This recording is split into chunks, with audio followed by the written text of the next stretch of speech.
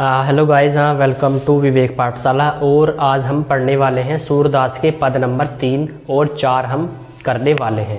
तो गाइस, आज का जो हमारा लेक्चर है वो है सूरदास के पद नंबर 3 और 4, जिसकी हम व्याख्या करने वाले हैं। इससे पहले हमने सूरदास के पद नंबर 1 और पद नंबर 2 को पढ़ा था। अगर आपने वो नहीं देखे तो लिंक डिस्क्रिप्शन बॉक्स में गिवन है, जाइए और देखिए सूरदास के पद नंबर 1 और 2।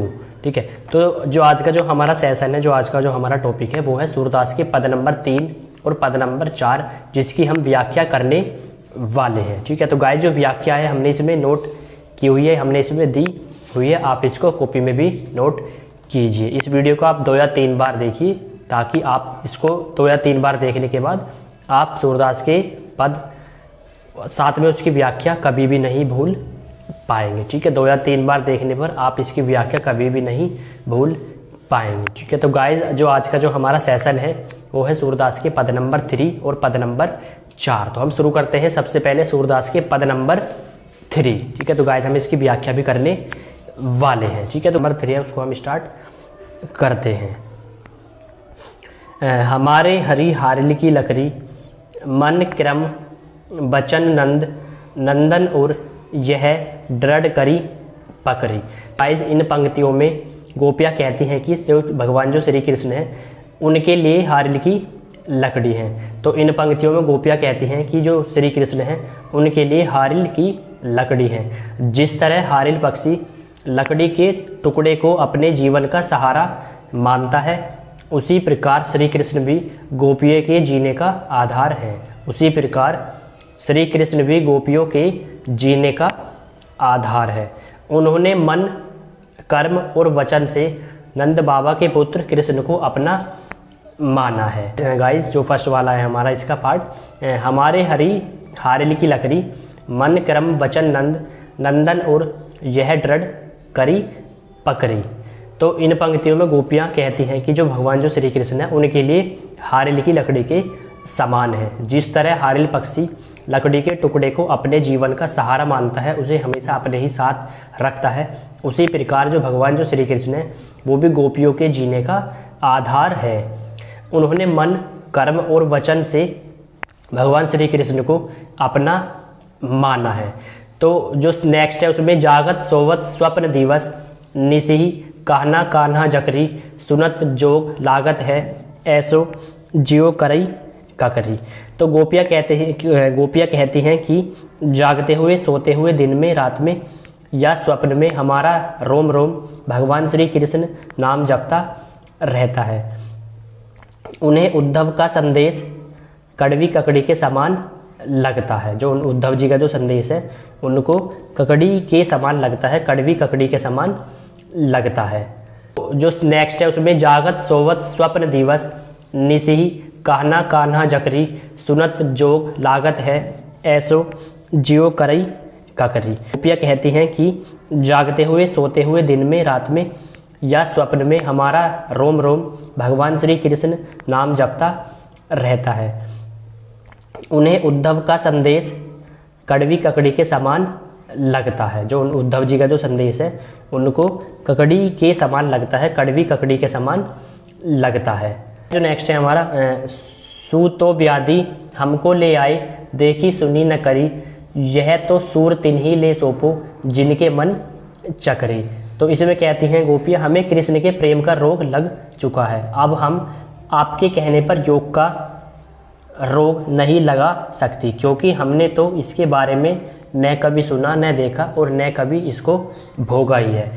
आप जो यह संदेश लाए हैं, जो आप यह योग संदेश लाए हैं, वो उन्हें जाकर सौंपे जिनका मन चंचल हो, क्योंकि हमारा मन पहले ही कहीं और लग चुका है। तो गाइस जो नेक्स्ट है इसमें थर्ड जो पार्ट है इसका, इसमें गोपियाँ उद्धव जी से कहती हैं कि हमें कृष्ण के प्रेम का रोग लग चुका है, अब हम आपके कहने पर योग का जो रोग है वो नहीं लगा सकती, क्योंकि हमने तो इसके बारे में न कभी सुना, न देखा और न कभी इसको भोगा ही है। आप जो यह योग संदेश लाए हैं वो उन्हें जाकर सौंपे जिनका मन चंचल हो, क्योंकि हमारा मन पहले से ही कहीं और लग चुका है। तो गाइस जब हम चलते हैं सूरदास के पद नंबर 4 की तरफ, सबसे पहले हम उसको एक बार रीड करते हैं, उसके बाद हम उसकी व्याख्या डिटेलिंग में करने वाले हैं। ठीक है, तो गाइस जो सूरदास के पद नंबर 4 है उसको पहले हम स्टडी करते हैं, पहले रीड करते हैं एक बार, फिर उसको हम डिटेलिंग में उसकी व्याख्या करने वाले हैं। हरि है राजनीति पढ़ी आए, समूची बात कहत मधुकर के, समाचार सब पाए। एक अति चतुर होते पहले ही, अब गुरु ग्रंथ पढ़ाए। बड़ी बुद्धि जानी जो उनकी, जोग संदेश पठाए। उदो भले लोग आगे के, पर हित डोलत धाए। अब अपने मन फेर पाइए, चलत जू होते चुराए। ते क्यों अनीति करे आपुन, जे और अनीति छुड़ाए। राजधर्म तो यह सूर, जो प्रजा न जाही सताए। तो ये था हमारा सूरदास के पद नंबर 4। अब हम इसको पार्ट के हिसाब से इसकी डिटेलिंग में व्याख्या करने वाले हैं। तो गाइस करते हैं सूरदास के पद नंबर 4 को 2 पार्ट के हिसाब से हम इसको पढ़ने वाले हैं, ताकि हम इसकी व्याख्या आसानी से पढ़ सके, आसानी से याद कर सके। तो जो इसका फर्स्ट है उसमें कहता है, हरि है राजनीति पढ़ी आए, समूची बात कहत मधुकर के, समाचार सब पाए। एक अति चतुर होते पहले ही, अब गुरु ग्रंथ पढ़ाए। बड़ी बुद्धि जानी जो उनकी, जोग संदेश पठाए। तो गाइस इन पंक्तियों में गोपियाँ कहती हैं कि जो भगवान जो श्री कृष्ण हैं उन्होंने अब राजनीति पढ़ ली है।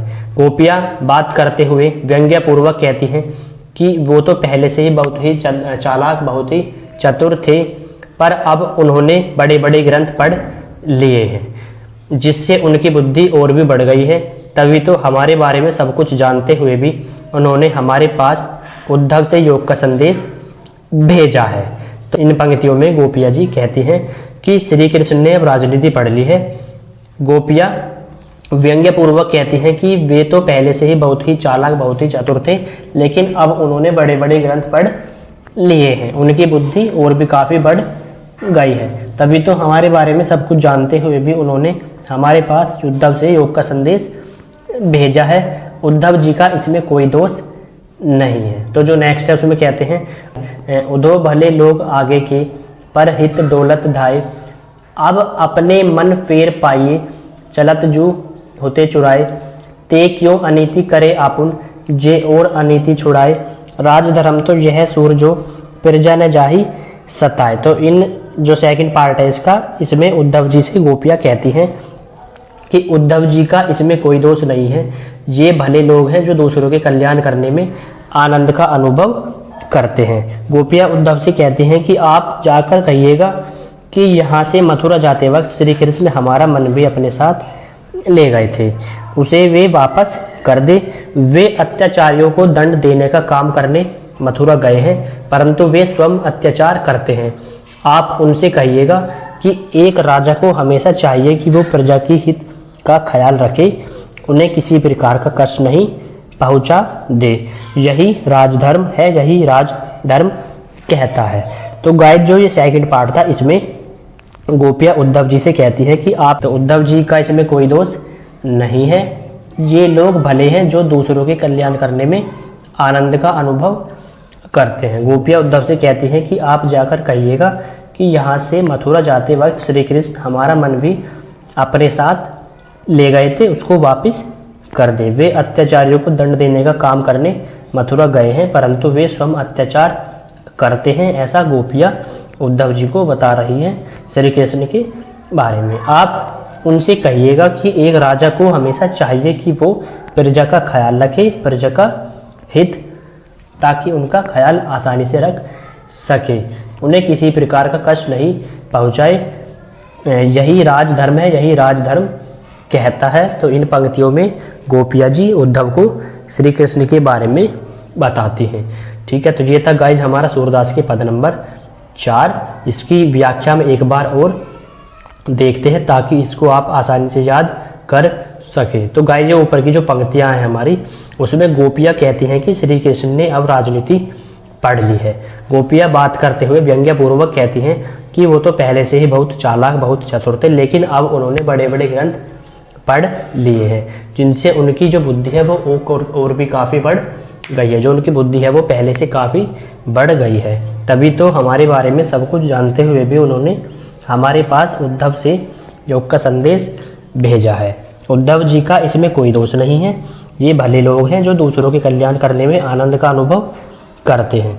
गोपियाँ उद्धव से कहती हैं कि आप जाकर कहिएगा कि यहाँ से मथुरा जाते वक्त श्री कृष्ण हमारा मन भी अपने साथ ले गए थे, उसे वे वापस कर दे। वे अत्याचारियों को दंड देने का काम करने मथुरा गए हैं, परंतु वे स्वयं अत्याचार करते हैं। आप उनसे कहिएगा कि एक राजा को हमेशा चाहिए कि वो प्रजा का हित रखे, प्रजा का ख्याल रखे, उन्हें किसी प्रकार का कष्ट नहीं पहुँचाए।